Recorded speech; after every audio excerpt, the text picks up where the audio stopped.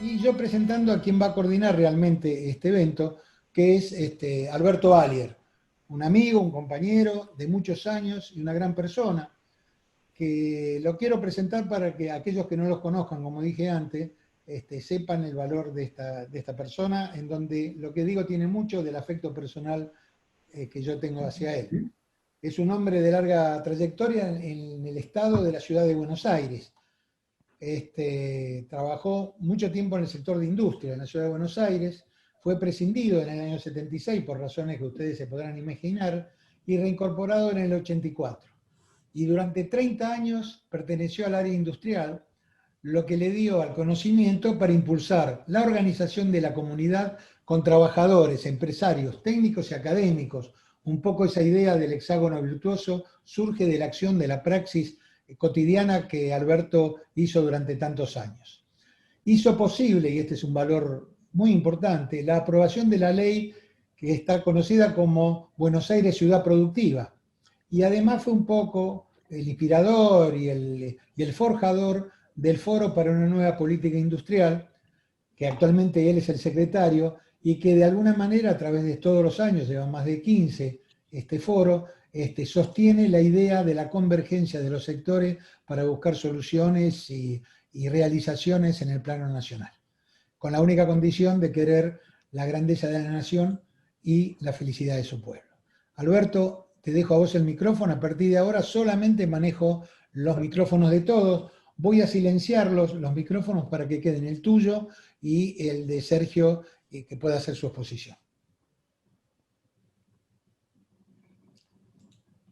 Todo tuyo. Bueno, muchas gracias Jorge, bienvenidos todos, en especial Sergio Rossi. Hoy el tema es Defensa Nacional, una política de Estado para el día después.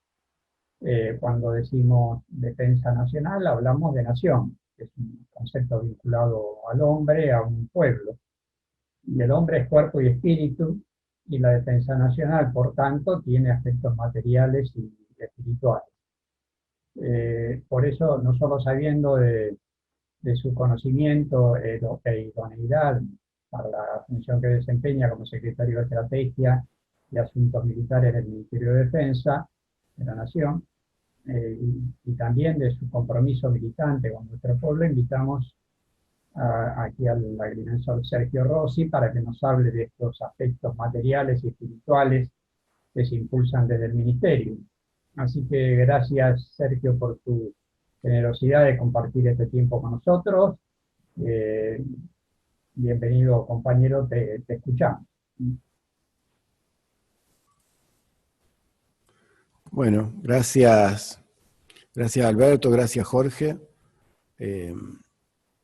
Yo creo que lo que voy a decir son obviedades, pero las digo obviedades por ustedes, porque sé lo que piensan y sé que compartimos un núcleo de ideas básicas.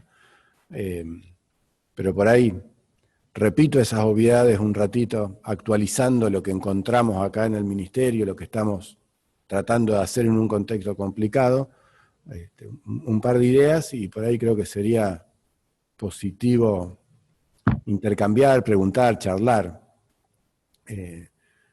Bueno, un poco yendo así, quizás a algo personal. Cuando llegamos al Ministerio en diciembre, que parece que hiciera una eternidad, yo que había estado bastante tiempo acá, yo había estado desde 2005,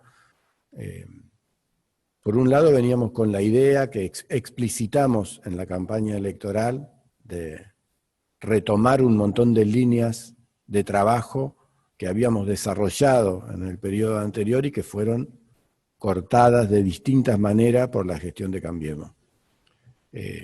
Nada que no sepamos, nada que nadie que hubiese vivido un tiempo en la Argentina no pudiese imaginar de semejante coalición de gobierno, de sesgo antiindustrialista, etc. Pero ahí hubo algunas cosas que sentimos al llegar, que es, por un lado, un clima muy diferente. A mí me parece que aún la gestión de Garré fue una gestión reconocida por todos, aunque había gente a la que le hubiese gustado que lo llevase adelante otros actores. Y creo que con Purichel y con Agustín también hubo un reconocimiento a muchas de las líneas de gestión al tiempo que íbamos perdiendo la valoración política. Como que nosotros no se cuestionaba la gestión en defensa del periodo anterior, pero sí, porque de hecho además hicimos lo que estaba escrito que había que hacer. Y la recuperación de las capacidades industriales y científicas fue un proceso que me parece que se compartió. Lo que me parece que sucedió es que mucha gente fue configurando su cabeza política no por lo que percibía en términos de la política, de la gestión, sino hasta por sus intereses profesionales o por su valoración de la soberanía, sino que configuró la decisión en otro lugar. No muy distinto de muchos compatriotas de clase media o votantes de la capital federal que tomaron la misma decisión. Creo que cuando uno mira cómo votó en la Antártida, que es una muestra fácil de ver, esa expectativa que hubo en la coalición de gobierno se derrumbó. Me parece que hubo una gran expectativa y una gran decepción, porque Cambiemos destruyó muchas de las políticas que nosotros valoramos como positivas, pero también ejecutó un plan de ajuste presupuestario y de policialización de las Fuerzas Armadas, que yo creo que no estuvo tan orientado o tan principalmente orientado a volcarlas a la seguridad interior como sí a desfinanciarlas mientras iba fortaleciendo el aparato de la seguridad interior. Creo que si uno mira la directiva de defensa y el decreto que derogamos hace poco tiempo, que sacó el macrismo, uno lo que ve ahí es una idea que está explícitamente dicha, que es que el diseño y el despliegue de las Fuerzas Armadas deben abandonar la idea de la ocupación del territorio. Eso estaba escrito en la política de defensa que gestionó Macri, directiva política y decreto que hemos derogado y que estamos restableciendo, como hicimos con las directivas de ciberdefensa, que con ustedes las habíamos charlado en 2014 y 15. También las derogamos y las estamos reescribiendo. Ahí hay un argumento que suelen repetir mucha gente, alguna con buena intención y otra que no, que es: el mundo ha cambiado, el mundo del año 88, cuando se votó la ley de defensa, y luego las que siguieron de seguridad interior y de inteligencia, que fueron leyes que contaron con el acuerdo parlamentario de casi todo el sistema de partidos, básicamente del PJ y la UCR. Bueno, aquel mundo ha cambiado, aquella frontera clara que la Argentina se esmeró en marcar y que logró mantener, que era una taxativa división entre lo que es la seguridad interior, el control de la seguridad interior y la defensa nacional. Bueno, te dicen ya no es tan así. Primero, en los años 90, con el argumento de que caído el muro de Berlín, abandonada la doctrina de la seguridad nacional, los Estados Unidos propusieron para América Latina las nuevas amenazas. Nuevas amenazas, recordemos que eran el narcotráfico, el crimen organizado internacional, el terrorismo internacional y la intervención en emergencias y catástrofes.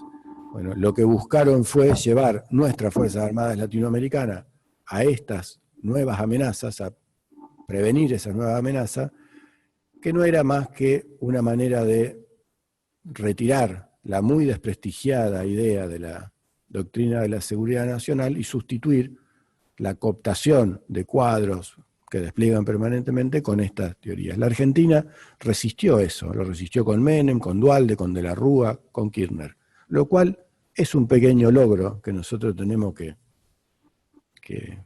valorar, porque me parece que a veces somos crueles con nosotros mismos y menospreciamos los triunfos. Ahí hubo un éxito de la política argentina. Ahora, eso se acompañó de otra cosa, que fue, por distintos motivos, desde distintas vertientes, un desfinanciamiento de la Fuerza Armada.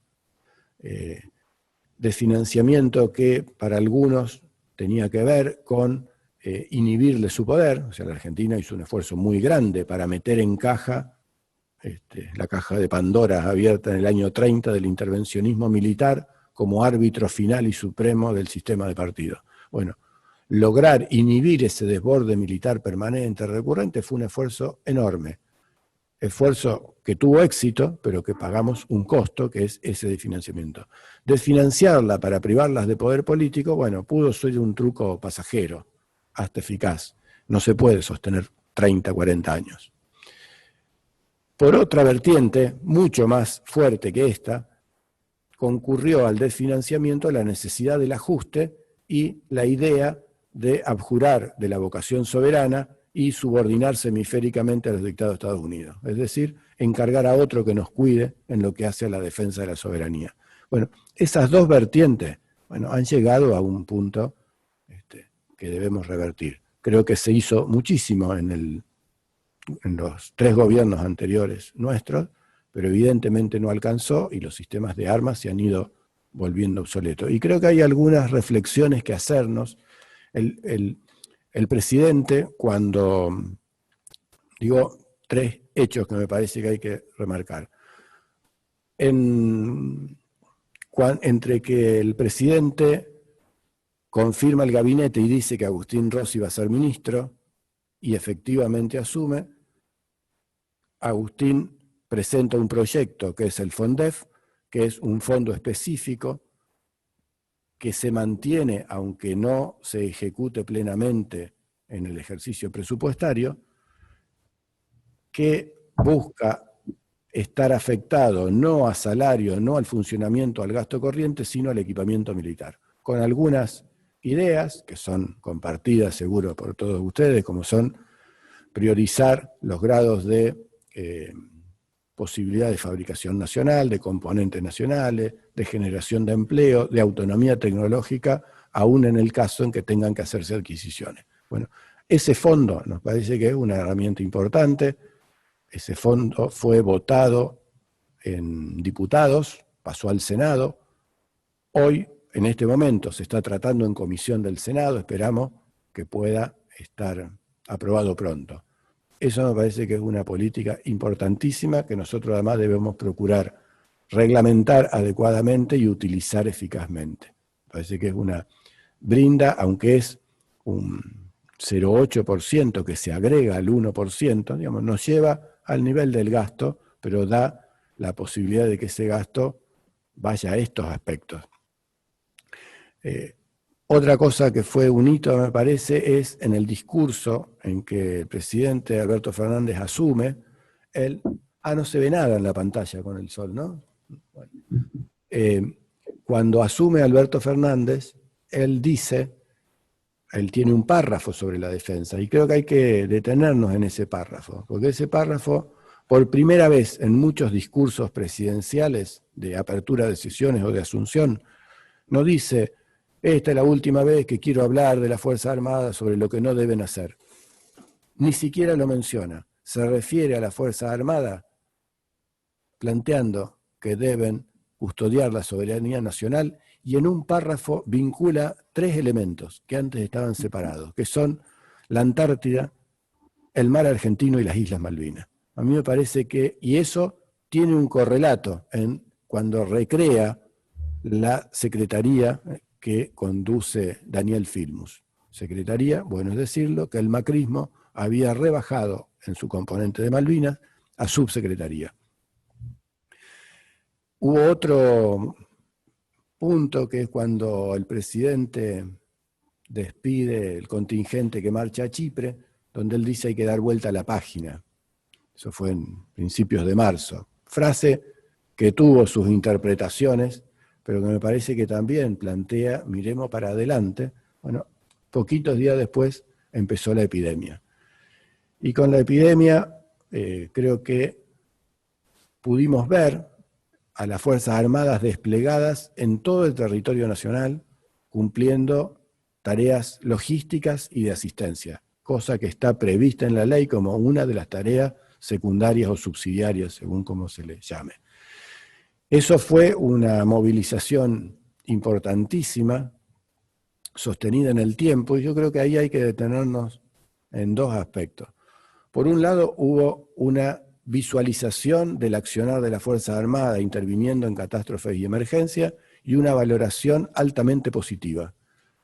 No es que la Fuerza Armada por primera vez participan de esto. La Fuerza Armada hace décadas que participan de ante catástrofes y emergencias. Por ahí no se le prestaba tanta atención, y también quizás tenga que ver con que esas intervenciones en emergencias eran intervenciones acotadas en tiempo y lugar. La inundación de Santa Fe fue conmocionante para los que vivimos cerca de Santa Fe, pero en realidad lo único que se detuvo fue la ciudad de Santa Fe. Paraná seguía funcionando, Rosario seguía funcionando, Rafaela seguía funcionando, digamos. Eso estuvo localizada. La intervención de las Fuerzas Armadas desde Santo Tomé fue fundamental, se restableció niveles de orden, pero digo, por ahí eso no tuvo esa visualización. Lo mismo pasó con la de La Plata, o con los incendios en Córdoba o en el sur, recurrentes, pero acotados. Bueno, en los últimos tiempos, en esto de la epidemia, y en los últimos tiempos, nosotros empezamos a asistir a un tipo de intervención extendida en el tiempo y desplegada en todo el territorio nacional. Bueno, eso nos tiene que hacer pensar cuál es el rol, y un poco yendo al día después, cómo repensamos esa tarea subsidiaria en términos de sociedad a futuro. Vuelvo a lo que dije. Imaginemos si las Fuerzas Armadas estuviesen diseñadas y localizadas como había planteado Macri, retomando viejos programas de ajuste de los años 90, en pocas unidades ágiles, ligeras y capaces de desplegarse. Bueno, eso podrá desplegarse para una misión de paz, para una intervención hasta en seguridad interior. Ahora, la asistencia sostenida en el tiempo y extendida en todo el territorio es diferente si vos estás desplegado en todo el territorio, sobre todo en un país con asimetrías en su PBI y en su distribución poblacional y en sus infraestructuras, que es grandísima y centenaria. Entonces me parece que ahí hay algo que tenemos que pensar, porque tiene mucho sentido el despliegue de la Fuerza Armada como componente y contribución logística, y hasta como deslocalizador de un gasto demasiado concentrado en determinadas partes de nuestro país. Creo que eso también tiene asociado problemas logísticos de aprovisionamiento de bienes de consumo y de productos y de equipos que deben hacerse un lugar en la mirada de nuestras fuerzas productivas nacionales. Y como reflexión en paralelo, no tanto que ver tiene con lo de las Fuerzas Armadas, pero sí con la defensa nacional, yo creo que la epidemia, como fue con la fiebre amarilla en 1871, también viene a decir que no cualquier urbanización es sostenible y útil para mantener una sociedad cohesionada y satisfecha de sí misma. Todos sabemos que la respuesta ante aquellas pestes y las derivadas de las grandes aglomeraciones urbanas sin tratamiento de líquidos ni de infraestructura sanitaria fueron la que después generó la respuesta de las obras sanitarias, que se llamaban así. Lo mismo que los sistemas hospitalarios surgidos en guerras mortíferas como la austro-prusiana o la franco-prusiana, que mostraron una magnitud de la guerra diferente. Bueno, esos sistemas de saneamiento y de sanidad surgieron militares. Bueno, creo que hoy nosotros tenemos que reflexionar qué tipo de sociedad tenemos con 35% de la población viviendo en condiciones de marginalidad, en aglomeraciones urbanas demasiado grandes y demasiado localizadas.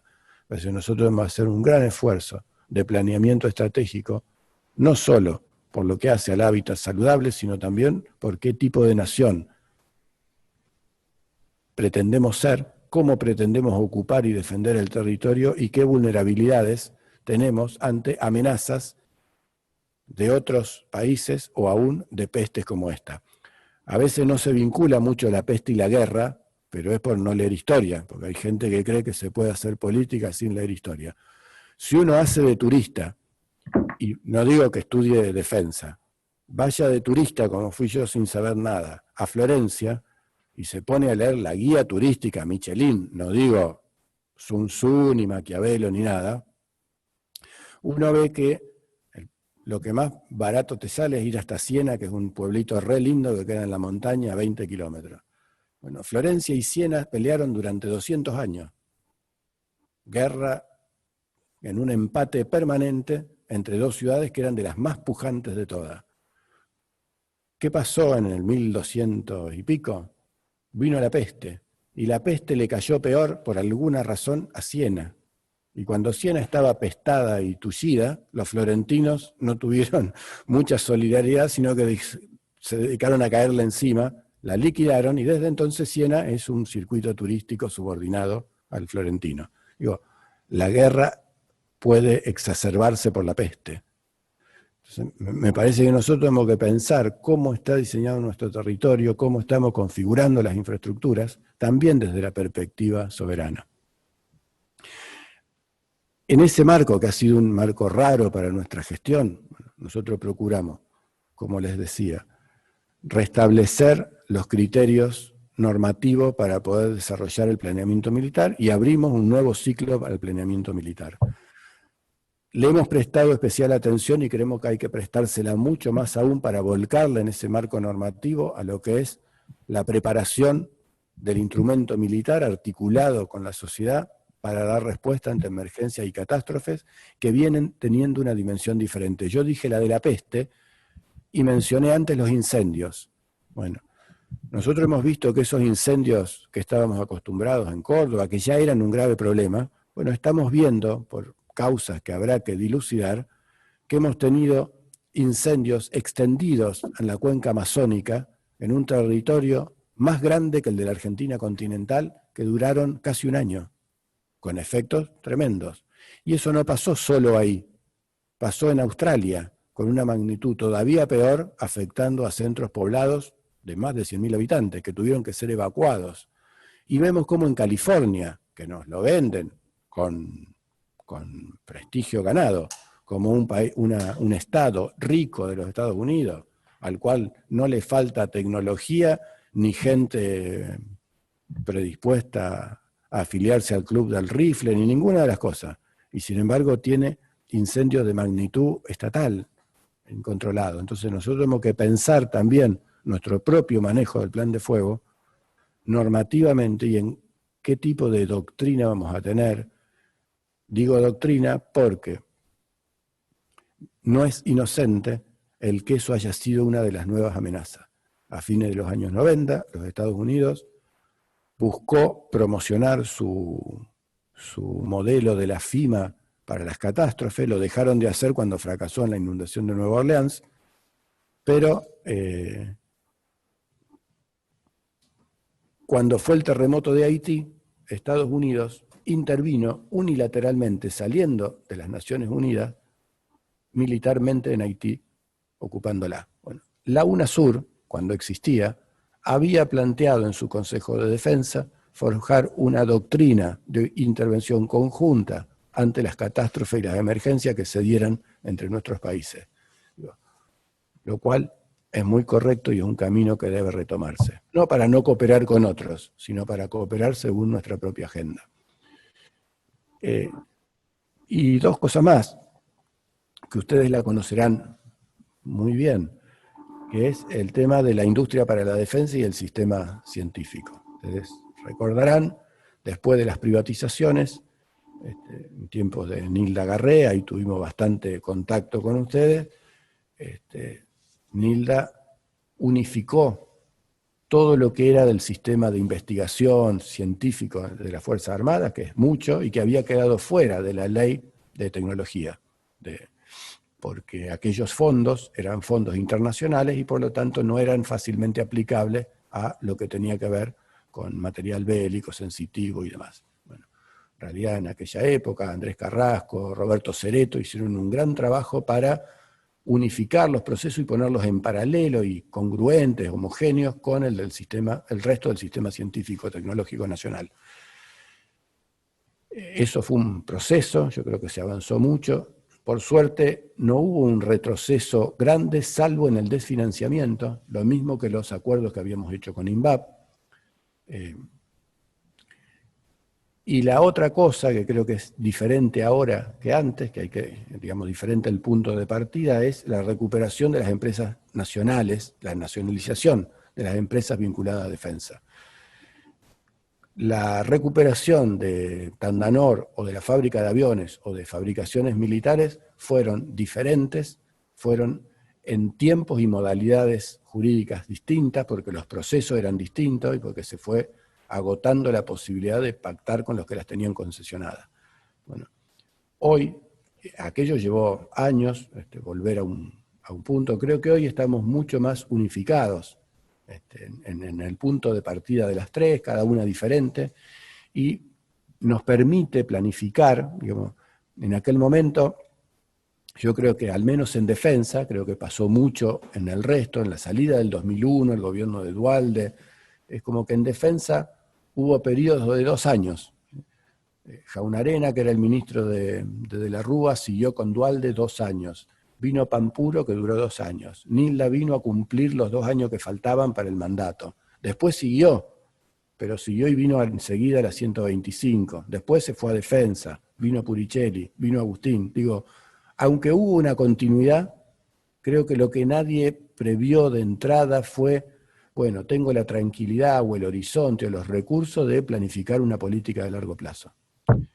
Creo que hoy tenemos esa posibilidad, que puede no funcionar, puede terminarse mañana, pero al menos podemos tener la ilusión de un punto de partida más homogéneo, un territorio más recorrido, una herramienta financiera posible al alcance de la mano, equipos de gestión que se fueron armando, vínculo con el resto del Estado y de la sociedad que están más configurados. Me parece que estamos en un punto de partida más alto que permite intentar sistematizar y mejorar el vínculo de la industria para la defensa, lo que son sus componentes, sus pymes. Me parece que nosotros ahí tenemos que darnos un trabajo de vinculación y ordenar en torno de proyectos, quizás ajustando las normativas, que era una perspectiva que en el día a día no teníamos antes. Me parece que ahí hay un campo para trabajar enorme y también eso muy vinculado al sistema científico, que además hoy cuenta con la Universidad de la Defensa, que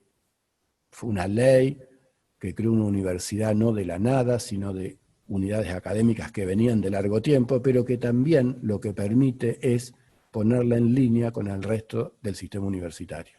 Y eso es una posibilidad de articular y de optimizar recursos, entiendo, muy importante. Bueno, ustedes habrán leído lo que estamos tratando de retomar en los astilleros, en la fábrica de aviones se había hecho bastante, tenemos algunas iniciativas como la de los aviones que hemos presentado, buscando formas innovadoras de financiar, como es el utilizar los fondos del IAF, que es el Instituto de Pensiones y Retiros de los Militares, como que fuese el ANSES. Lo mismo en fabricaciones militares, que se ha convertido en una empresa y donde se había cerrado Azul, donde estaba, bueno, estamos tratando de reactivarlo con nuevas líneas de producción y nuevos productos, primero consiguiendo los planes de negocio y los negocios y luego ampliando las capacidades, pero bueno, ese es el plan que estamos haciendo. Me parece, y voy terminando al menos ahora, lo mismo estamos haciendo en ciberdefensa. En ciberdefensa habíamos empezado un camino importante, bueno, esto lo charlamos con ustedes en una reunión que hicieron en el Congreso. Habíamos trabajado con las grandes y las multinacionales, con la del software libre y con la CESI. Habíamos buscado el ir adquiriendo, digamos, mejores niveles en lo que hace a seguridad de información y capacidad para ir adquiriendo software y hardware según nuestro propio plan de necesidad y no con el de los vendedores. Lamentablemente eso se canceló, se terminó comprando enlatado, rápido y según el manual del vendedor, como se burlaba Jauretche, pero bueno, estamos tratando de retomar ese camino. Nos parece que es un punto fundamental y que tiene una pequeña ventaja, que es, en su mayoría, aunque sea caro, se puede pagar en pesos, que a veces es más difícil en alguna de las, reparar el rompehielos. La dificultad mayor que tuvo fue el bloqueo de algunos componentes por parte de Inglaterra, lo cual demoró los procesos pautados por no entrar a tiempo los componentes. Pero bueno, creo que eso en todo lo que hace al software tenemos más posibilidades, hay que utilizarlas bien. Termino con una cosa que alguno de ustedes ya me la escuchó, pero me gusta repetirlo. Yo creo que nosotros en este momento que tenemos una gran oportunidad para debatir, extender en la sociedad el debate sobre la defensa, esto que Agustín a veces dice, la Argentina debatió mucho sobre la cuestión militar, al costo de debatir muy poco sobre defensa. Bueno, nosotros tenemos que plantearnos debatir sobre defensa. Me parece que debemos hacerlo empezando desde donde se debe, que es fijar los objetivos soberanos y una fecha. Entonces yo digo, a modo de ilustración, en 2048-49 se va a rever el Tratado Antártico. Bueno, eso va a generar tensiones en el Antártida, en el Atlántico Sur, en la situación que nosotros tengamos. Me parece que hay que pensar cómo llegamos a esa mesa del concierto de las naciones a discutir los inmensos recursos que hay en nuestro mar argentino, en la Antártida. Hace 150 años ningún criollo que viviese en lo que hoy es la Argentina creía que la Argentina estaba en la Antártida, ni en la Patagonia, ni en el mar argentino. Y hace 300 años tampoco. La Argentina es una construcción de voluntad, que hemos hecho bastante, parece que hemos logrado decir y sentir que tenemos este lugar en el mundo, pero va a haber que defenderlo en un mundo de tensiones crecientes. Yo creo que tenemos un horizonte está puesto ahí, otro está en el cómo nosotros logramos ese viejo anhelo de un territorio nacional más interconectado, más integrado, más homogéneo y mejor distribuido en sus recursos y su población. Cómo ese territorio lo imaginamos y lo logramos insertado en la geografía sudamericana. Nosotros vamos a ser irrelevantes en el orden mundial si no tenemos, como decía Perón en su discurso del ABC, una integración, una masa crítica articulada a Sudamérica. Y creo que hay otras dimensiones que hay que atender. Más o menos para la misma fecha parece que empieza a crujir el orden mundial de telecomunicaciones y aeroespacial. Nosotros hemos puesto un satélite en la órbita. Es un gran logro, aunque no tengamos vectores para llevar el satélite a la órbita y nuestra capacidad sea solo despegarlo del cohete y posicionarlo y fijarlo en la órbita y conducirlo. Es poco o mucho según cómo se mire. Para 7 u 8 países será poco. Para el resto de los 170 países es muchísimo. Bueno, nosotros tenemos que continuar ese proyecto recuperando capacidades. Ahora, lo que pinta el mundo es que las potencias están desconociendo el orden surgido después de la Segunda Guerra Mundial y los pactos en la materia. Y tiene una lógica descarnada, que es, ¿por qué si solo 8 países son capaces de poner un satélite en órbita y por lo tanto tumbar alguno que dé vuelta, ¿por qué tiene que discutir con los otros 172 países? ¿Por qué lo va a hacer? Me parece que nosotros ahí también tenemos un marco de tensiones crecientes que va a afectar las telecomunicaciones y también al ciberespacio, que también, y con independencia de lo que acabo de decir, se está discutiendo quién lo regula, quién lo conduce, cómo se hace. Hay 2 hechos que han sido ahora, mientras estábamos con la epidemia. Rusia se desconectó durante una semana, hace 3-4 meses, de Internet, para ver cómo funcionaba la Internet o la intranet o lo que se llame rusa, en cuánto le afectaba desconectarse, y lo hizo con algún éxito. Bueno, eso, que cierto pensamiento fácil le endilgaba a gente como los chinos, coreanos del norte, cubanos y demás que pretendían regular el ciberespacio, ahora es Trump. Donald Trump dice, no voy a dejar entrar TikTok porque una aplicación como esa me puede espiar y por lo tanto vulnerar los datos personales de mis ciudadanos y aún mi seguridad nacional. Bueno, ¿qué es lo que todos veníamos gritando desde hacía 7, 8 años que hacían sus propias compañías multinacionales? Entonces, me parece que se sincera un debate donde la peste o las que aceleró tendencias que venían en el mundo, lo que hace es no hacer el mundo mejor, sino hacer más precarias algunas explicaciones y algunas pedagogías muy interesadas. A mí me parece que hay que rescatar una tradición política argentina como ha sido el industrialismo militar.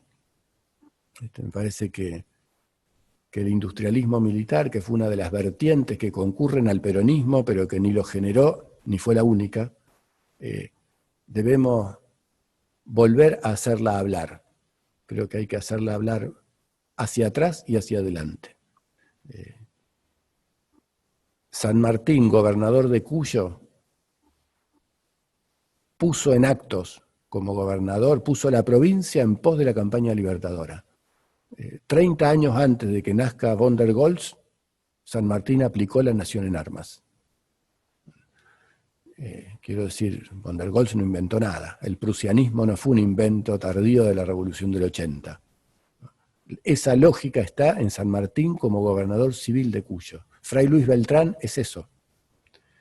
Y para hacer un poquito más provocadoras ciertas historiografías, aún mitristas o hispanistas, un año antes, en 1815, José Artigas le encomienda a Andrés Guacurarí, indio guaraní, gobernador de las Misiones, que establezca un taller de armas y una fábrica de pólvora en Santo Tomé y Concepción, en Corrientes y en Misiones.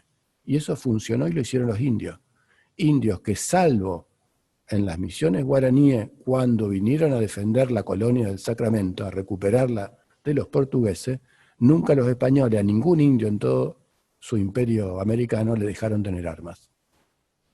Ese dato me parece pintoresco, pero que interpela a varias identidades políticas. Y para que el industrialismo militar no sea pieza de museo, que es como en los 80 y 90, nos buscaron decir que nosotros habíamos perdido la escala, el tren, que éramos terminal de no sé qué, que éramos poquito para fabricar nada con volumen y eficiencia, me parece que tenemos que prestarle atención y poner en valor lo que fue la radarización del espacio nacional con el proyecto del Simbica entre el 2004, que lo firma Kirchner, 2005 que empieza y el 2015 que termina nuestro gobierno. Nosotros llevábamos más de una década discutiendo cómo debía radarizarse el espacio nacional. El cineasta Piñeiro, sobrino de Roca Paolo de Techín, decía que los aviones iban a caer como moscas si no privatizábamos los aeropuertos con las empresas de la mamá.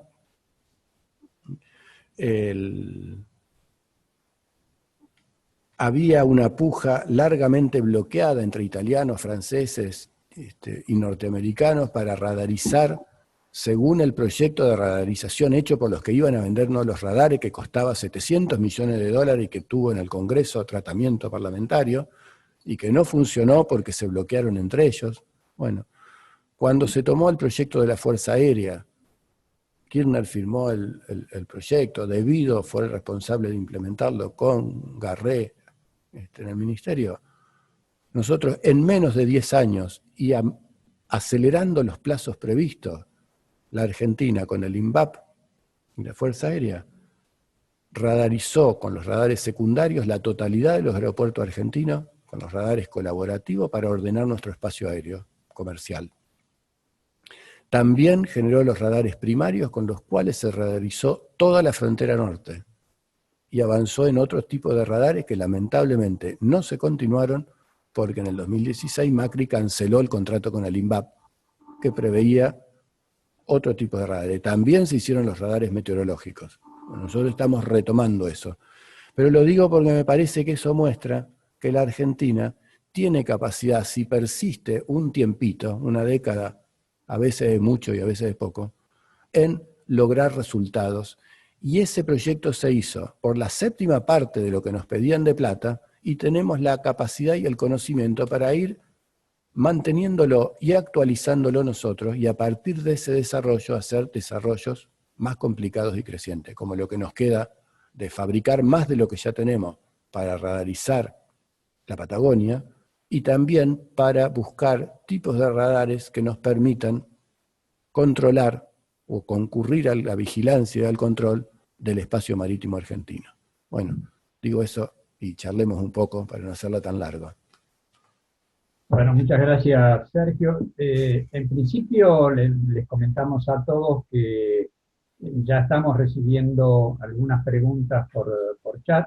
Lo vamos a hacer de esta forma, o sea, que quiera hacerle llegar una pregunta, yo se la voy a ir transmitiendo. Aprovecho para hacer un breve comentario en esta relación que comentaste que habíamos tenido en el 14 y el 15. Tenía que ver con el Foro para una Nueva Política Industrial y la idea que nosotros sostenemos del Ministerio de Defensa como promotor del desarrollo productivo, y dentro de ese hexágono virtuoso que antes había mencionado Jorge, el punto fundamental que es el demandante de tecnología junto con trabajadores, empresarios, técnicos, académicos.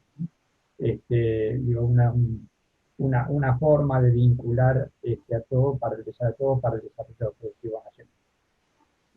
Bueno, yo también después tengo algunas preguntas, pero vamos a empezar por orden. La primera fue Norma Rodríguez, preguntando cuál es la política de defensa en cuanto a trascender la simple territorialidad al efectivo control y administración soberana de recursos naturales estratégicos, caso oro, y en un futuro inmediato el litio. Bueno. Yo creo que eso es algo que nosotros tenemos que empezar a pensarlo, pero que excede lo de defensa. Me parece que nosotros tenemos que tener políticas del Estado. Una de las cosas que quedó con alguna indefinición después de las leyes del año 89, de reforma del Estado y de privatizaciones, se llamaba, de emergencia y de reforma del Estado, fue las regulaciones sobre las fronteras, en tanto objeto soberano, digamos, y las propiedades en la frontera, y lo de los recursos naturales, me parece, y las infraestructuras críticas. Está claro que hay que proteger las infraestructuras críticas. Lo que no está claro es cuáles son, quién las define y dónde, en qué ley está. Bueno, me parece que nosotros ahí tenemos que trabajarlo un poco. Creo que excede a defensa. Porque además lo que habría que pensar es cómo protege uno, cómo se dedica a proteger zonas como Vaca Muerta o como los yacimientos del litio, bueno, pero me parece que no es solo ni primero un problema militar. Y ahí otra de las preguntas es parecida sobre el tema pesquero. Bueno, yo creo que ahí nosotros, por un lado, digamos, lo primero que hay que construir, digamos, la Argentina ha ido perdiendo capacidades después de Malvinas, entre otras cosas, porque no se siguió un ritmo de inversiones necesario y algunos de los sistemas de armas fueron volviéndose obsoletos y hay que reponerlos. Una de las cosas que estoy convencido que hay que retomar es el arma de submarinos, ¿no? Donde hay que darse todo un debate, pero el primer punto es, nosotros debemos ser un Estado con capacidad de conocer, relevar, vigilar y controlar nuestros espacios soberanos. Nos falta un montón y tenemos más que otros países. Digo, la Argentina hizo la presentación ante Naciones Unidas de COPLA, la plataforma continental, la extensión de la plataforma continental, y lo logró hacer. No todos los países lo pudieron hacer, entre otras cosas, porque hay que tener la capacidad de navegar, relevar y confeccionar ese trabajo que es técnico, que lo hizo muy bien nuestra Cancillería con el Servicio de Hidrografía Naval, básicamente, y donde también eso fue un resultado de persistir varios gobiernos tras de un mismo objetivo, porque eso culminó nuestro gobierno, pero empezó mucho antes. Me parece que tenemos muchísimo que trabajar en eso. Cuando yo decía lo de fijarnos el año 48 como un horizonte para el mar, para la Antártida. Nosotros deberíamos poder vigilar. Ahí preguntan también si es posible radarizar el espacio costero. Y sí, es posible, eso estaba previsto en el contrato aquel del INVAP con el INVAP y lo que estamos retomando. Nosotros tendríamos que ir a algún sistema de vigilancia y control como el que tenemos sobre nuestro espacio aéreo sobre el marítimo, tanto en la cercanía como en las lejanías. Tenemos que conseguir los medios, tenemos que construirlos. Los radares son una sola de las cosas, por supuesto, uno puede tener los radares para relevarlo, puede vigilarlo y después hay que controlarlo y alguna vez hay que tener la capacidad de denegarlo. Pero me parece que eso es establecer un plan donde toda esta secuencia la pongamos ordenada cronológicamente, veamos cuáles son los dispositivos que debemos adquirir, las doctrinas de uso y los recursos presupuestarios y humanos que le pongamos. Eso no es... claro que hay que hacerlo y nos falta un montón. Nos pide la palabra ahora Ricardo Auer. Ricardo, no sé si querés hacer la pregunta en vivo. Bueno, no, primero felicitarlo a Sergio por todas sus definiciones.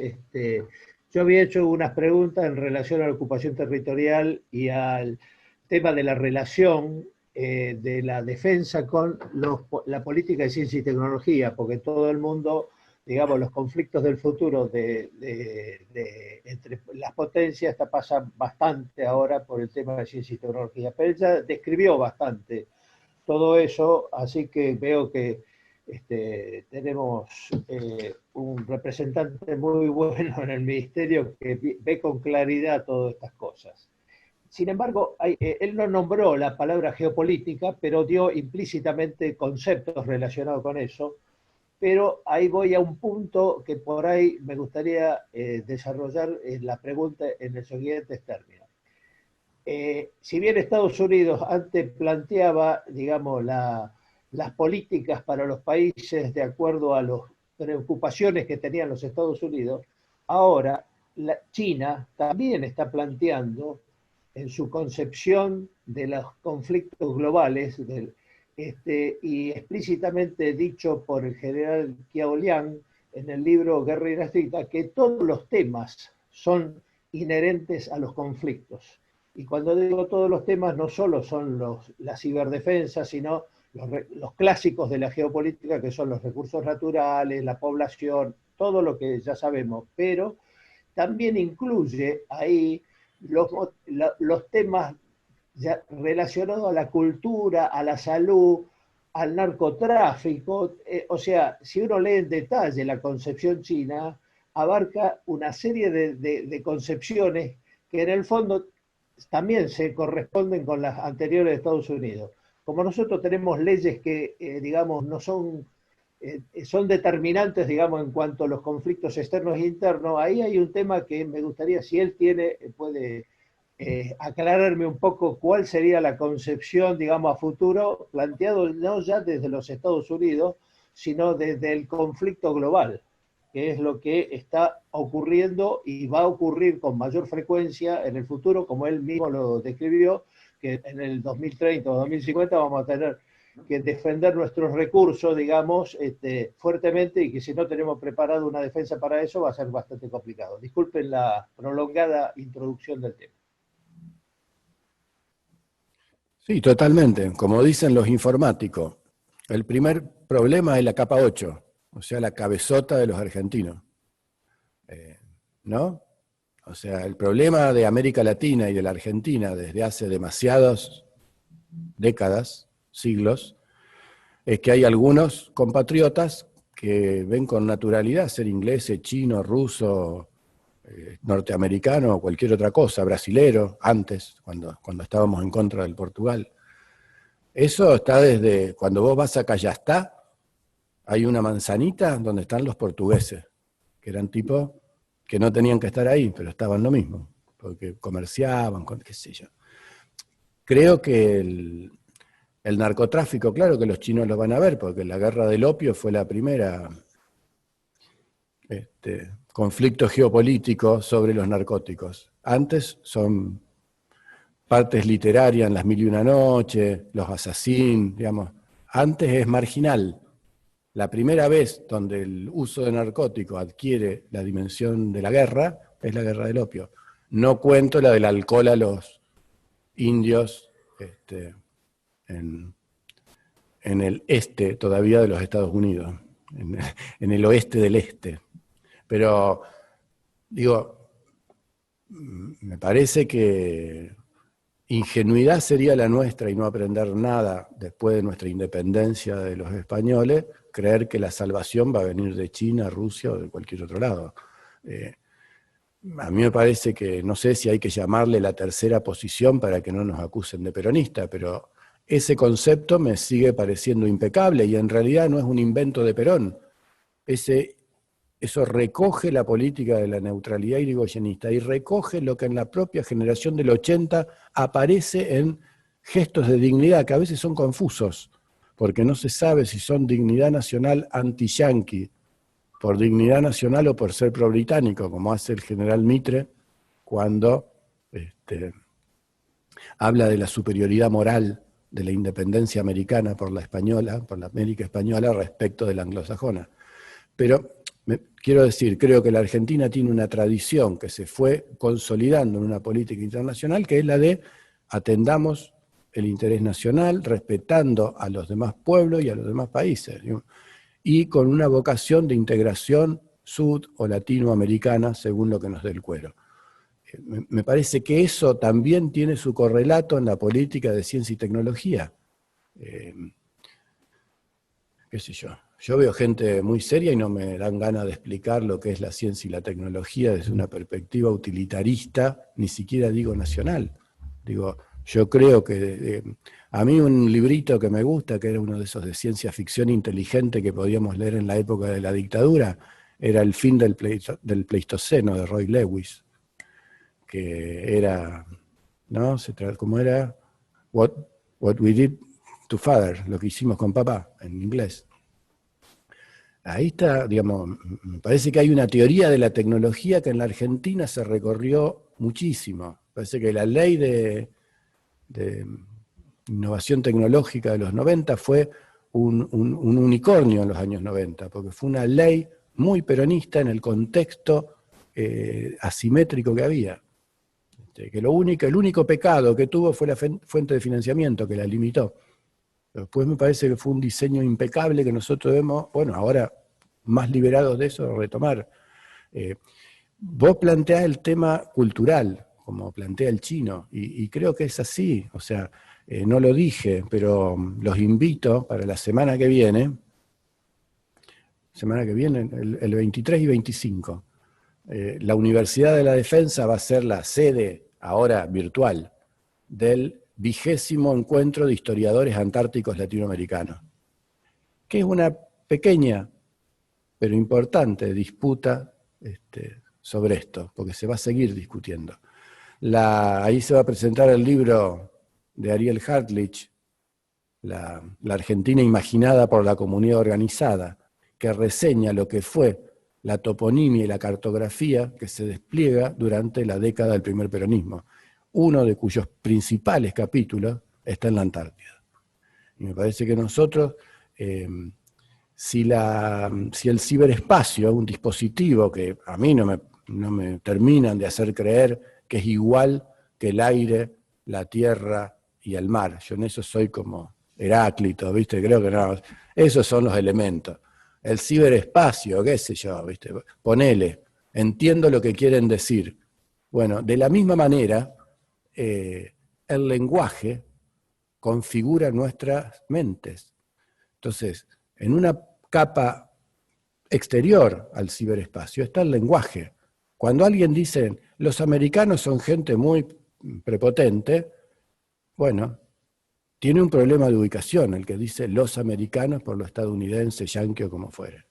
Digo, me parece que nosotros, viste eso que decían antes las viejas, el que nomina, domina. Bueno, nosotros tenemos que repensar eso. Entonces, y no es un problema de nacionalismo chauvinista. En Francia lo hizo Giscard d'Estaing, que les discutía cuando venía con el informe Nora-Mink, planteó cómo defendemos el francés porque nos van a comer los norteamericanos, de la mano de lo que va a ser las nuevas tecnologías que están desarrollando ellos, las que luego se impusieron, que van a venir con manuales en inglés. Cuando éramos jóvenes, jóvenes más o menos, cuando todavía nos funcionaban la cabeza y otras partes del cuerpo, hace 30 años, había una empresa española que se llamaba Anaya Multimedia, que traducía todos los programas de Microsoft y cualquier otro que se vendiera en España. No se dedicaban a hacer software, ¿se acuerdan? Lo único que hacían era ponerlo en castellano, con lo cual generaban un poquito de trabajo para algún gallego y además lo acercaban al problema del software y lo ponían a aprender a programar. Bueno, me parece que son principios elementales que nosotros nunca debimos abandonar y que tenemos que tratar de retomarlos y mantenerlos en cada una de las cosas, porque los otros nos discuten todo. El problema es cuánto discutimos nosotros. Parece que ahí hay también un problema de identidad cultural que se nos va a venir encima. O sea, creo que los tipos despliegan disolver nuestra identidad cultural de distintas maneras. Entonces me parece que nosotros tenemos que hacer un esfuerzo sin caer en el ridículo. Yo no creo que el mundo se arruinó cuando hubo una conjura de libre pensadores que atacaron a la iglesia de la Edad Media y qué sé yo. Me parece que coincido también, digo, como la tercera posición, más en esa teoría evolucionista de Pedrón, que uno debe ir acompañando los procesos sociales que se despliegan a nivel mundial. Ahora, hay que hacerlo sin ingenuidad. La globalización se compone de tipos que globalizan a otros que son globalizados. Bueno, nosotros tenemos que tratar de pensar con cabeza propia y de generar nuestros propios niveles de autonomía estratégica, tecnológica y nacional. Es lo de siempre, pero hay que repetirlo incansablemente y repetirlo de manera persuasiva para que se haga carne en el espíritu nacional. A veces nosotros le hablamos a nuestro ombligo, a nosotros mismos, lo decimos de manera que no interpelamos a nadie. Bueno, me parece que el desafío tiene que ser ese. Entonces, la independencia empieza por independencia de criterio, independencia espiritual. Bueno, nos pide la palabra acá Rubén Macestro. Tenemos varias preguntas después. Buenas tardes. Tuve la suerte de trabajar con Sergio en los cuerpos técnicos de la provincia de Santa Fe durante la campaña. Me tocó participar en la comisión de producción. Me interesa mucho el tema pymes. Fue una herramienta muy grande que se le facilitó al actual gobernador Perotti. Ustedes no tienen idea no son de Santa Fe y de Rosario, la cantidad de gente que participó y lo bueno que fue. Yo voy a hablar de herramientas en estos momentos, más que de estrategia y de todo este tipo de cosas. Quiero saber si es posible proveer una herramienta básica como es, sobre todo por lo que está pasando, por lo que dejó el gobierno anterior y por lo que está pasando con la pandemia, que es la cantidad de empresas pymes que pueden aportar, que no están en cámaras, que no están en estructuras gremial, para aportarle al Ministerio de Defensa, porque estoy hablando desde la que está en el norte del país, la que está en el sur, en los dos laterales, para llegar al Ministerio de Defensa y proveerle de elementos, que no están caracterizadas, son empresas pymes que tienen desde tecnología, desde software, desde alimentación. Me parece que es el momento de facilitar algún tipo de registro independiente que le permita al Ministerio de Defensa proveerse de ese tipo de materia gris y de estructura operativa, y sería muy importante porque le daría a esas pymes la posibilidad de volver a estar en carrera en esta situación de crisis.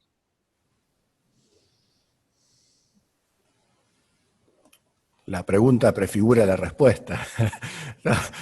Sí, totalmente, digamos, esa es nuestra idea. Estamos trabajando en eso en un contexto medio complicado porque la epidemia complica presupuesto, presencialidad, organización. Algo de esto hicimos aún en Rosario en 2014 y 15, lo hicimos, me acuerdo, en Córdoba, en Buenos Aires y algún lado más, que fue En el caso de Rosario lo hicimos con APYME en el 2014, o 15 en el Metropolitano, que fue un intento precario, digamos, medio a las apuradas, pero que consistía en preparar un relevamiento de interesados y generamos 3 días de encuentros, un poco por temas y otro una especie de rondas de negocio, de conocimiento, donde llevamos a los gerentes comerciales de los astilleros, la fábrica de aviones y fabricaciones militares, así como a las áreas de compra de la Fuerza Armada y del propio Ministerio de Defensa. No tanto para proveedores subcontratistas de procesos, sino hasta para la propia lógica de adquisiciones rutinarias, comunes, de alimentos, insumos, etc. Estamos convencidos de que esto hay que hacerlo, aunque por supuesto no hemos podido este año y habría que ver si esto virtualmente tiene glamour. Pero además hay que avanzar en lo que vos decís, que es sistematizarlo. Creo que nosotros tenemos que, si no hay cámaras, tratar de alentar que esas redes se estructuren. Estamos tratando de armar esos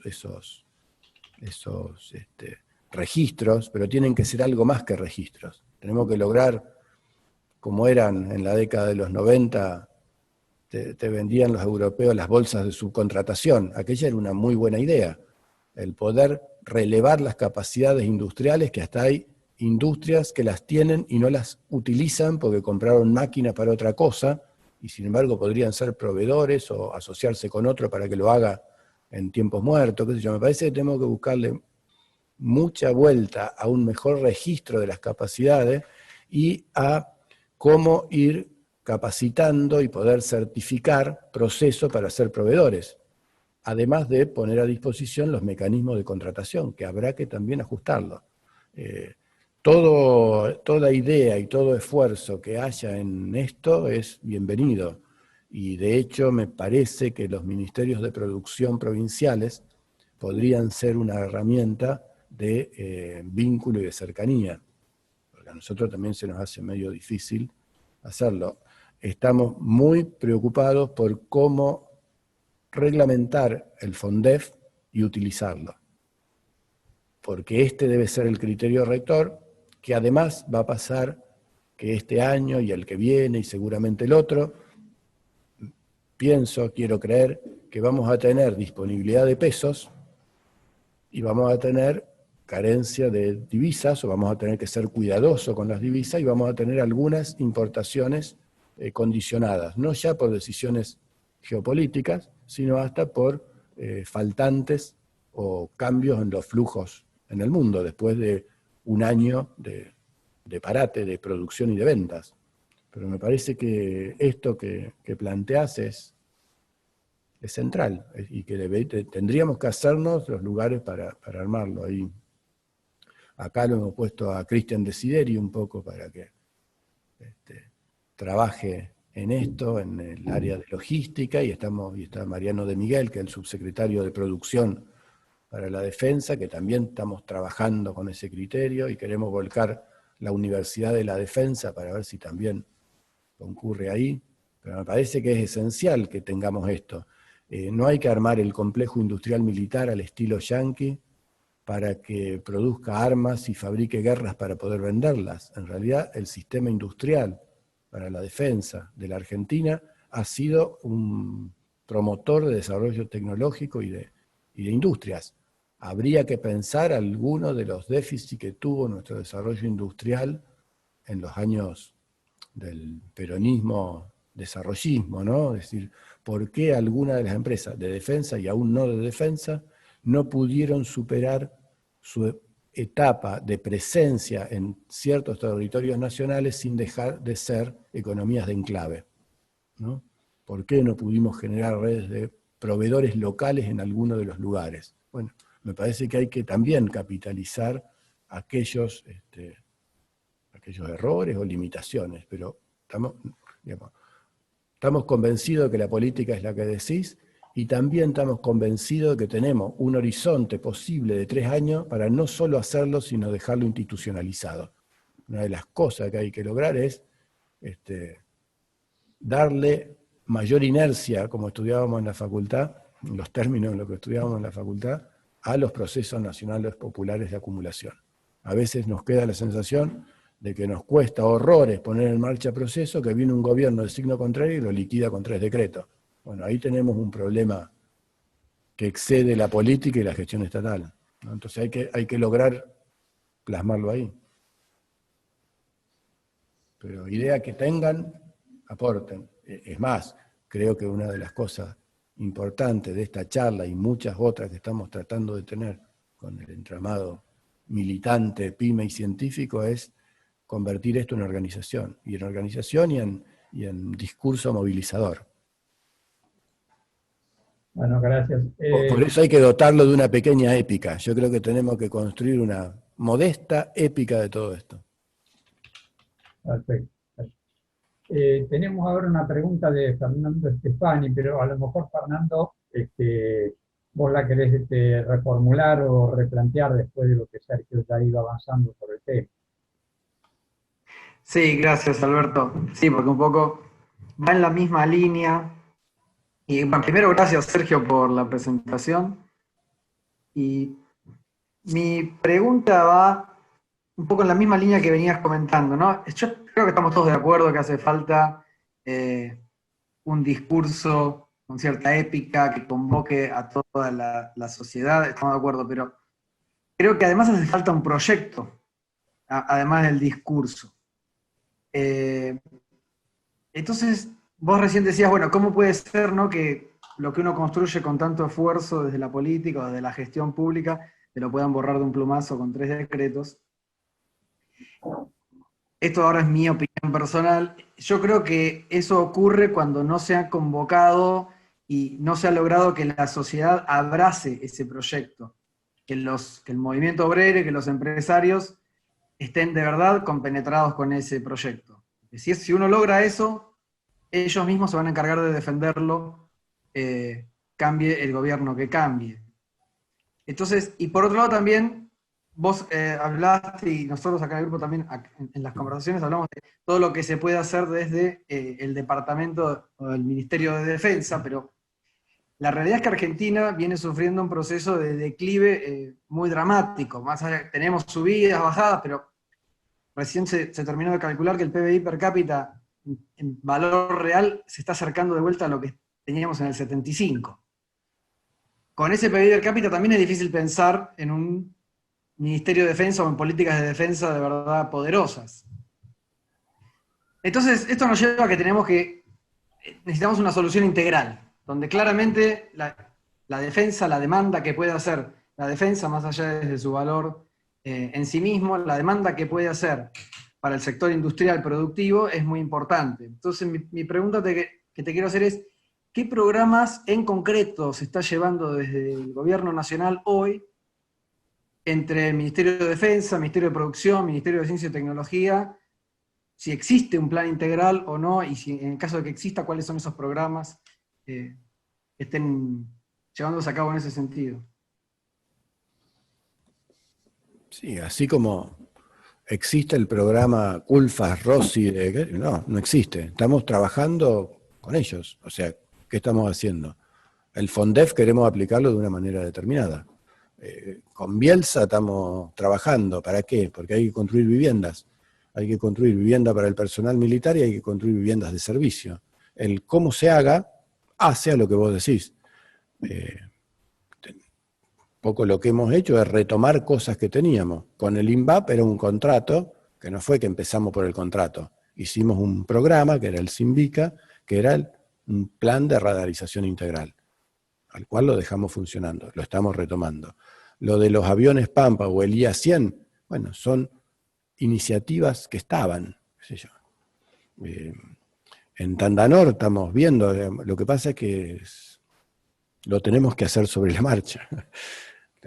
Me parece que lo que no podemos hacer es, por hacer el plan, no ir haciendo lo que tenemos que hacer. Tenemos que ir juntando las dos cosas. Estamos trabajando con el Ministerio de Ciencia, estamos trabajando con el Ministerio de Producción, por cierto, con el de Economía. Si se aprueba el FONDEF, vamos a tener un horizonte diferente. Y sobre todo estamos poniendo el criterio de cómo proveernos. Ahora, La variable temporal también le hace, el poder tener proyectos financiados plurianualmente. La idea de utilizar los fondos de pensiones también generó algunas resistencias. Hemos tenido muchas resistencias por usar esos fondos que no las tuvimos cuando esos fondos se aplicaban a comprar bonos. Pero bueno, es con lo que luchamos, pero hay que armarlo. Digo, creo que está bien lo que decís. Ahora, ¿cuál es el plan de, digamos, submarinos? Tenemos que reformularlo. No podemos retomar el programa del submarino alemán. Hay que reformularlo integralmente. Eso hay que hacerlo, lo estamos haciendo.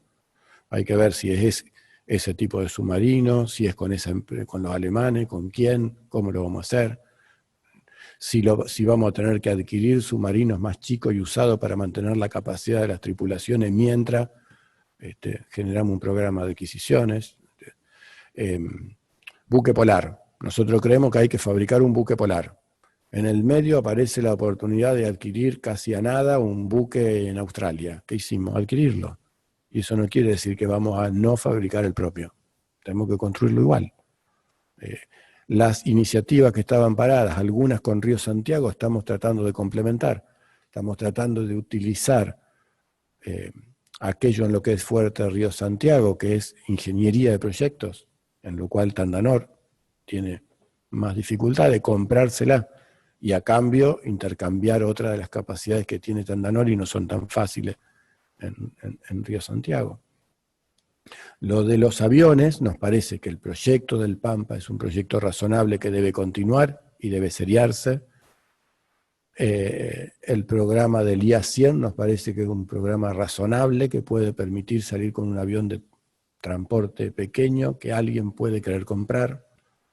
El proyecto Fénix de los Pucará para utilizarlo como un avión de señales, nos parece que puede ser un aporte importante sobre un producto que la Argentina tiene probado y muy utilizado, que lo que hay que hacer es modernizarlo en su aviónica y modernizarlo en el objetivo, que bien puede ser el contar con sensores para lo que decíamos de la vigilancia aún en el espacio marítimo. Pero hay que ir, como decía la canción de La Mosca, juntando pedacitos y armando despacito un sueño para soñar. Me parece que es. En principio quería comentar a todos, teníamos previsto terminar a las 19:30, no sé si cómo está tu tiempo, Sergio. Por eso las preguntas les pedimos a los compañeros que sean breves. Yo no tengo problema. Bueno, acá Yo no tengo problema. Bueno, muchas gracias. El próximo que nos había preguntado es Manuel Moreno. No sé si querés formularla, porque hay algunas cosas que probablemente hayan sido ya respondidas. Hola, sí, buenas tardes. No, quería consultarte en materia como parte de un proceso o de compartir la capacidad científica técnica que puede llegar a tener el Ministerio de Defensa el organismo de defensa. ¿Qué capacidad tiene como para ser árbitro en materia de los procesos industriales que se gestan o se van a gestar en el territorio nacional en materia de contaminación o procesos que tienen algunas dificultades en el planteo de lo que son los de impacto ambiental? ¿Qué capacidad tiene hoy el ejército o la defensa en su conjunto como para arbitrar en esos procesos o en esas investigaciones sobre los procesos industriales que se están gestando en el país? ¿Cómo para ser árbitro? No entiendo por qué para ser árbitro. ¿Como para intervenir? No, porque, claro, si tienen algún previsto gestar un organismo dentro del mismo ministerio científico-técnico como para intervenir en los procesos de presentación de estudio de impacto ambiental, ¿viste? Que se gestan antes cualquier proceso o proyecto industrial que se genere en el país. Si es para los proyectos propios, sí, eso se viene haciendo. En general eso empezó en la Fuerza Aérea, que generó una cultura de certificación no necesariamente ambiental, pero luego la utilizó para sus bases antárticas, y ellos desarrollaron como una expertise en materia de certificación ambiental, por esas exigencias. Eso después se fue generalizando en la Fuerza Armada. Yo no me acuerdo si en tiempos de Pampuro o de Nilda Garré se creó una comisión ambiental. Entre algunas otras cosas fue intervenir en procesos más de disposición final o de retiro de algunos procesos que habían arrancado antes y había cambiado la normativa, digo, las armas o sistemas de armas con asbesto, o aún construcciones militares que tenían asbesto, los PCB, ¿te acordás? Los transformadores, que el Ministerio de Defensa fue el único que completó en tiempo el retiro de todos, y gestionó a través de sus fabricaciones militares, la ex CITEFA, luego hoy CITEDEF, la destrucción de los más chicos, creo, no me acuerdo cómo era la catalogación, quedaron otros que quedaron sellados para llevarlo al exterior, pero hay pasivos ambientales en algunas instalaciones militares que están ahí pendientes de arreglarse, pero no hay una... Y todo proyecto nuevo, obviamente, debe incorporar esta dimensión, con recursos propios o buscándolo. Ahora, eso es potestad de ambiente, ¿no? Yo, como habían gestado la facultad, pensé que a lo mejor estaban procurando algo. Tiene, digamos, la Universidad de la Defensa, ¿qué agrupó? La Universidad de la Defensa fue un proyecto que se generó en tiempos de Puricelli y se aprobó en 2014 con Agustín. Nosotros encontramos el proyecto hecho, lo trabajamos en el Congreso y se aprobó, no me acuerdo, pero en julio del 2015 y se normalizó la universidad. ¿Qué es lo que hizo?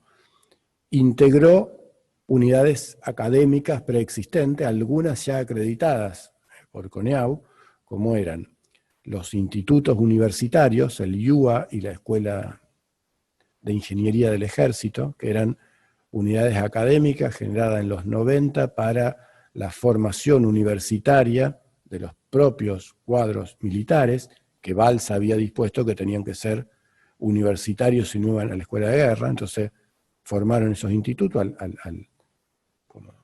y los acreditaron en CONEAU una vez, reunió las 3 escuelas de oficiales, las 4 escuelas de suboficiales, la Fuerza Aérea tiene 2, uno en Ezeiza y otro en Córdoba, la escuela de inteligencia, la escuela de guerra conjunta, y lo que era una dirección simple del Estado Nacional, que se llamaba Escuela de Defensa Nacional, se convirtió en FADENA, Facultad de la Defensa Nacional, con el mismo objeto que la creara Perón, como escuela de guerra.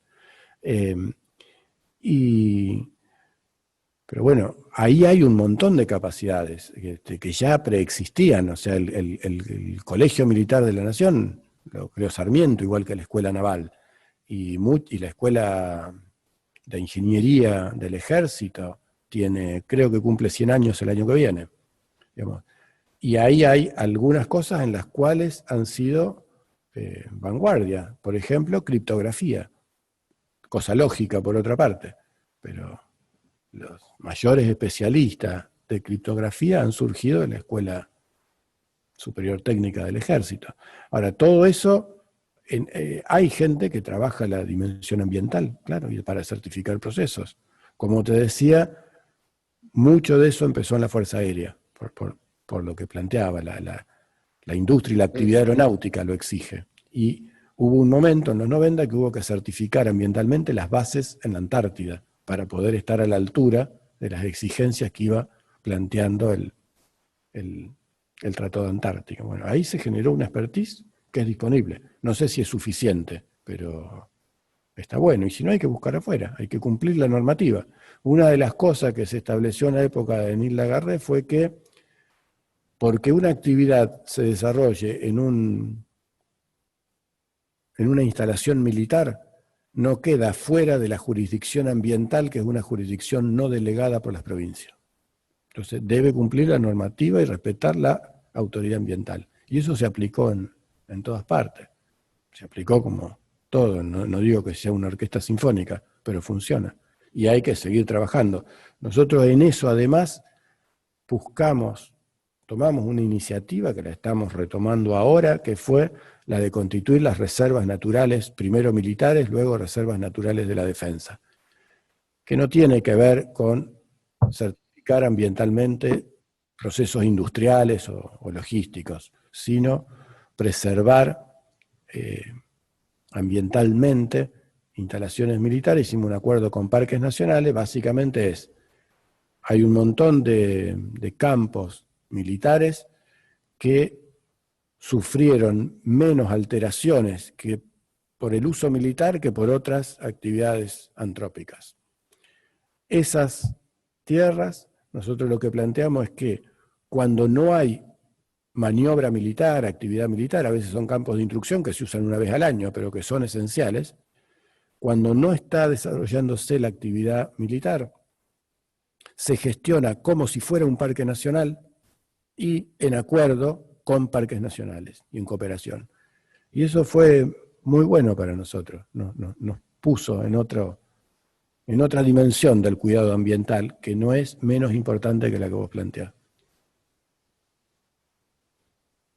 Bueno, tenemos ahora un planteo acá de Pancho Gaitán, compañero dirigente sindical de larguísima trayectoria. Pancho, si querés formularlo directamente vos. Sí.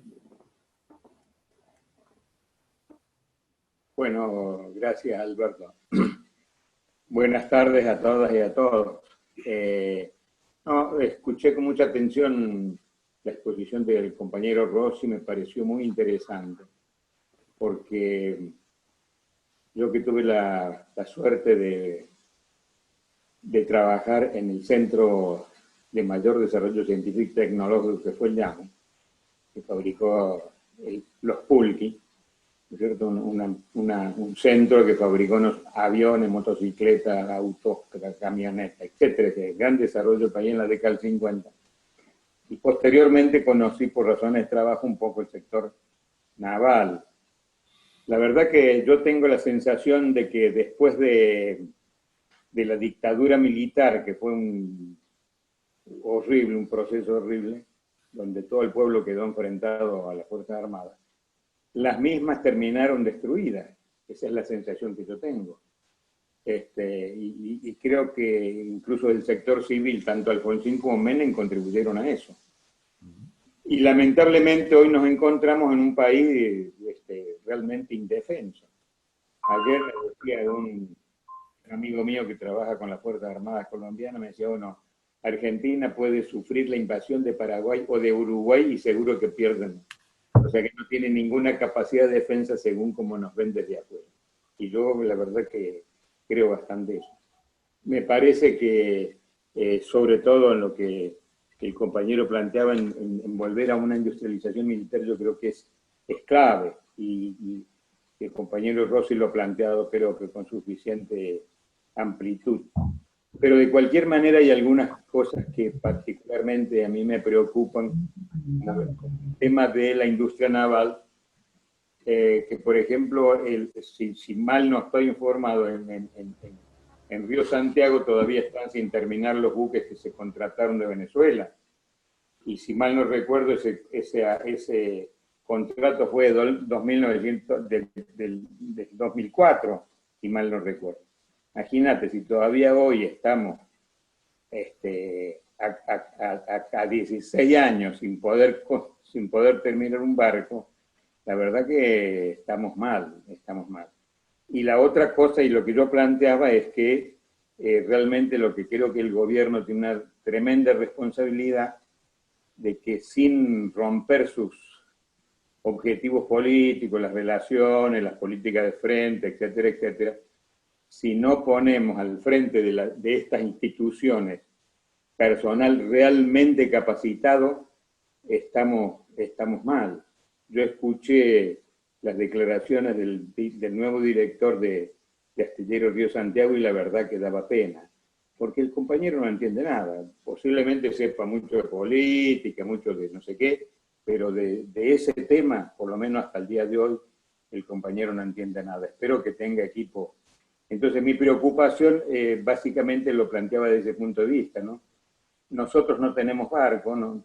Hoy las flotas más importantes son la de Bolivia y la de Paraguay, donde la complicidad, incluso el sector privado ha instalado los astilleros en Paraguay porque les conviene por razones económicas, y nosotros estamos perdiendo incluso el tema de la hidrovía. Por suerte el presidente ha retomado esto, porque esto que es la gran vía de salida, donde el compañero creo que como santafesino conoce bien, porque se han establecido cantidad de puertos privados que no controlamos nosotros, que controlan las empresas transnacionales.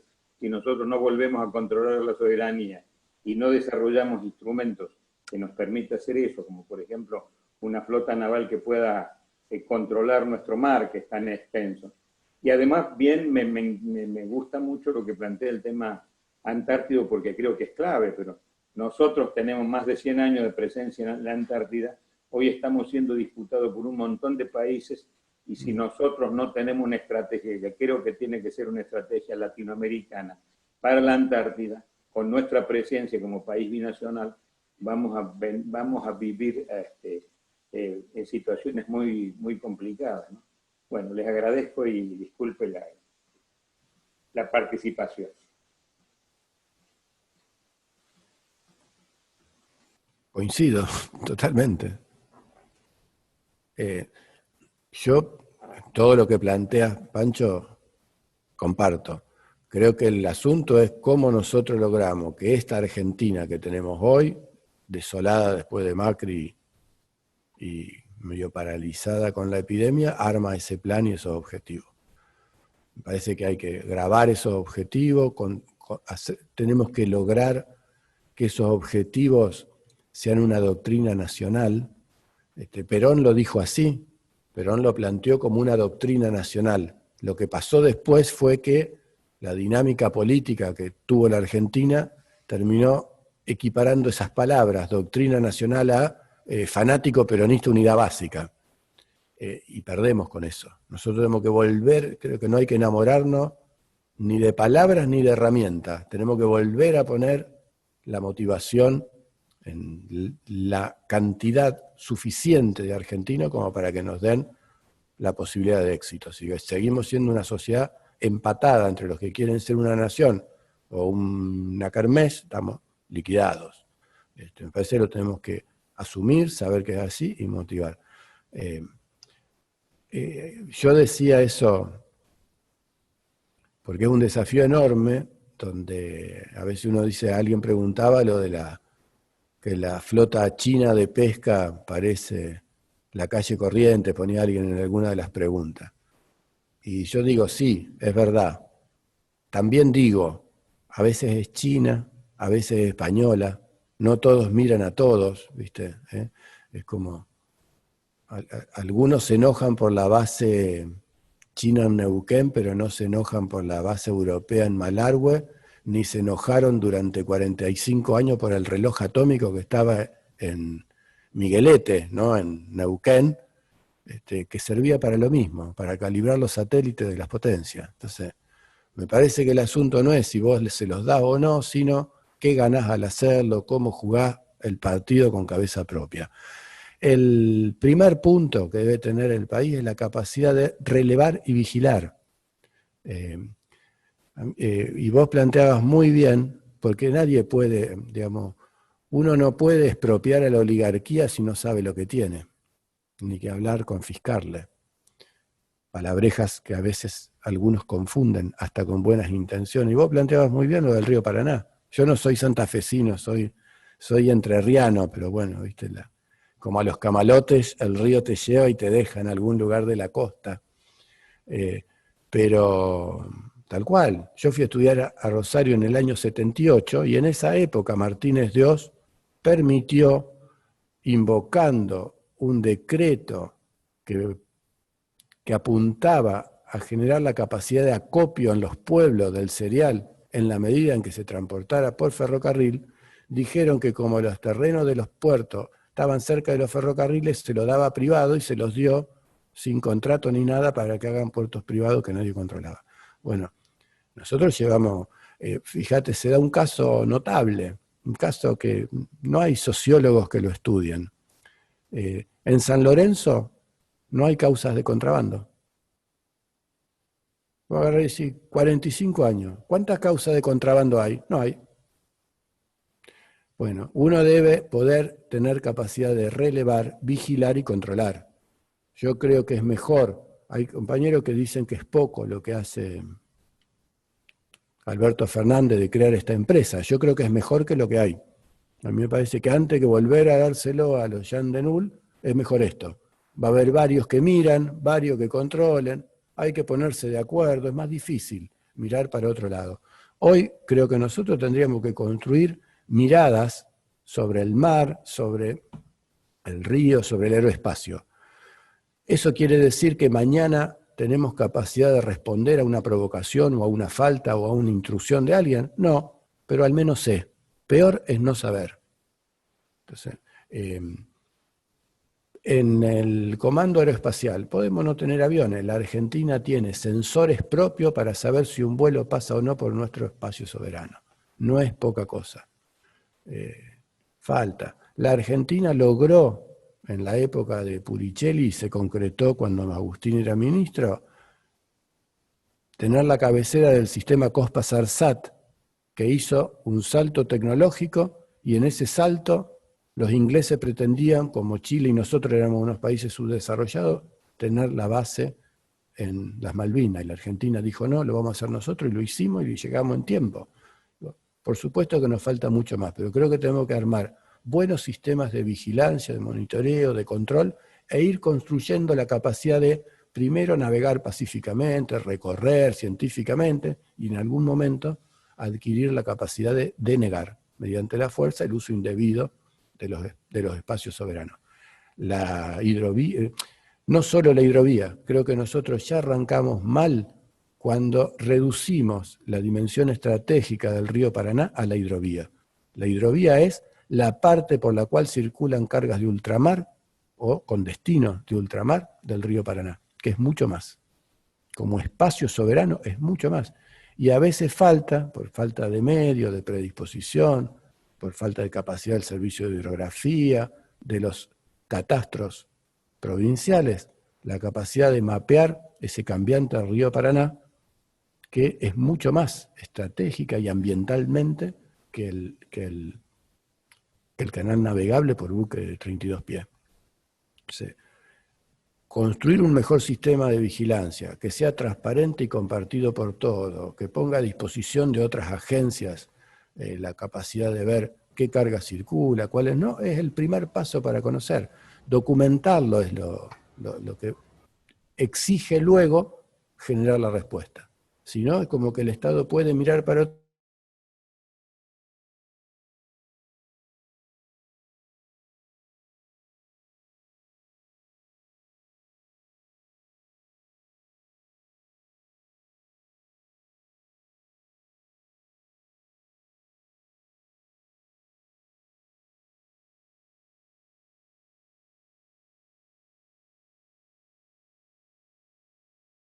Habíamos armado con el INVAP y FADEA un programa para desarrollarlo, dejando en FADEA el de los de clase 3 y en la ejecución por las fuerzas a los otros. Ese programa también se desactualizó y lo estamos retomando. Lo que habría que hacer es, sí, hablar. Si hay pymes que están en eso, hay que sentarse y ver cómo sean parte. La idea es que FADEA fabrique, y hay que desarrollar los prototipos entre las direcciones de investigación de las fuerzas con el INVAP. La idea es retomar ese esquema de trabajo.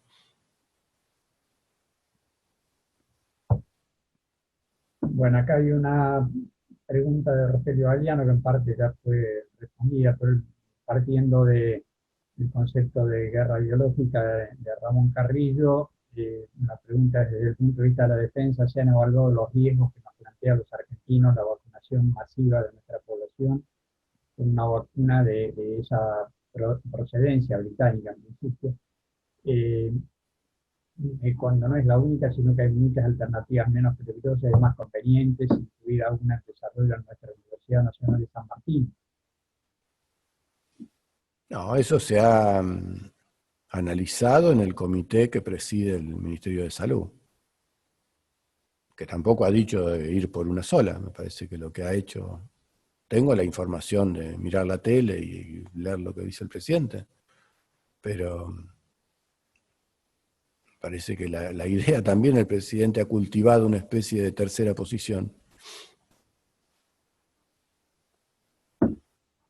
Bueno, acá también, bueno, hay un comentario sobre esto, otro compañero plantea no entrar en ese tema. A ver. Bueno, creo, por lo que yo veo, espero no equivocarme o olvidarme de alguna de las preguntas. Me parece que ya están las preguntas que los compañeros formularon, y también ya estamos sobre la hora. Evidentemente hay varios que van teniendo otros compromisos. No sé si querés hacer un cierre, Sergio, desde ya que te... No, ya hablé demasiado. Si hay preguntas no tengo problema, pero no quiero tosigarlos más. En principio, tanto del Foro para el Día Después como del Foro para una Nueva Política Industrial, te agradecemos enormemente todo este tiempo y todo lo que nos has aclarado, y bueno, y seguiremos en contacto.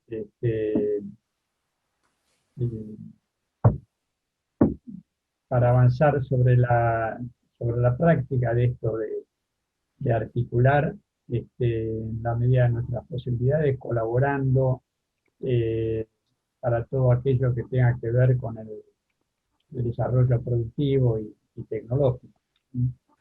Así que no sé si, Jorge, vos querés agregar algo.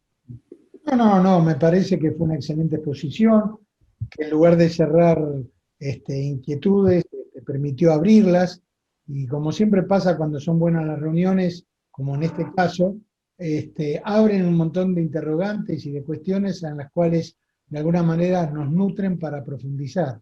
Así que, de alguna manera, Sergio, nos gustaría que esta no sea la última vez, y que en la próxima reunión, en la medida que pueda tu tiempo, volvamos a hablar no solo de una política general, sino de temas específicos que acá aparecieron. Yo tengo el tema, como vos sabés, del desarrollo del software nacional y las características que tiene, que ha adquirido la comunicación.